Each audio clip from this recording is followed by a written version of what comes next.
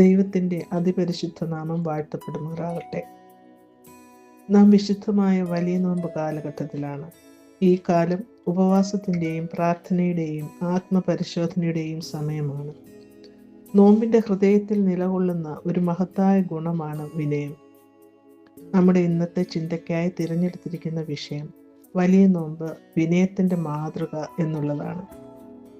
വിനയം ബലഹീനതയല്ല, അത് ദൈവത്തിന് മുമ്പിൽ താഴ്മയോടെ നിൽക്കുന്ന ശക്തിയാണ്. സ്വന്തം ഇഷ്ടത്തെക്കാൾ ദൈവത്തിൻ്റെ ഇഷ്ടത്തെ തിരഞ്ഞെടുക്കുന്ന മനോഭാവമാണ്. നമ്മുടെ കർത്താവായ യേശുക്രിസ്തു തന്നെയാണ് വിനയത്തിൻ്റെ ഏറ്റവും വലിയ മാതൃക. ഫിലിപ്പിയർ 2:5-8 വരെയുള്ള വാക്യങ്ങളിൽ നാം ഇപ്രകാരം കാണുന്നു: ക്രിസ്തു യേശുവിലുള്ള ഭാവം തന്നെ നിങ്ങളിലും ഉണ്ടായിരിക്കട്ടെ. അവൻ ദൈവരൂപത്തിലിരിക്കെ ദൈവത്തോടുള്ള സമത്വം മുറുകെ പിടിച്ചുകൊള്ളണമെന്ന് വിചാരിക്കാതെ ദാസരൂപമെടുത്തു മനുഷ്യ സാദൃശ്യത്തിലായി തന്നെത്താൻ ഒഴിച്ച് വേഷത്തിൽ മനുഷ്യനായി വിളങ്ങി തന്നെത്താൻ താഴ്ത്തി ക്രൂശിലെ മരണത്തോളം തന്നെ അനുസരണമുള്ളവനായി തീർന്നു. എല്ലാ മഹത്വവും അധികാരവും ഉണ്ടായിരുന്ന ദൈവപുത്രൻ ഒരു ശിശുവായി ജനിച്ചു, ഒരു ദാസനായി ജീവിച്ചു, ക്രൂശിൽ ത്യാഗം ചെയ്തു. ഇതാണ് യഥാർത്ഥ വിനയം.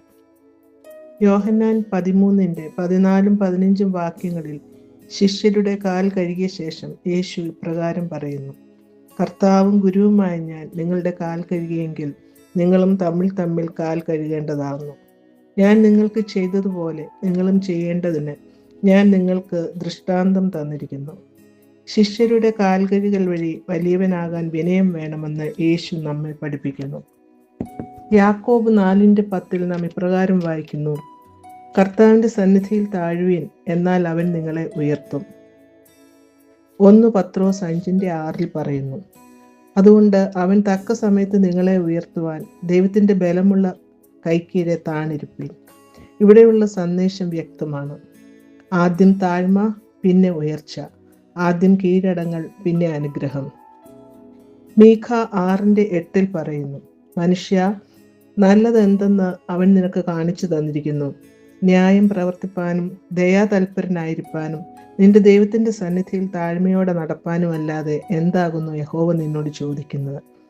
ദൈവം നമ്മിൽ നിന്ന് ആഗ്രഹിക്കുന്നത് മഹത്വമല്ല, വിനയത്തോടെയുള്ള നടക്കലാണ്. വിനയമില്ലാത്ത ഉപവാസം വെറും വിശപ്പാണ്. വിനയമില്ലാത്ത പ്രാർത്ഥന വെറും വാക്കുകളാണ്.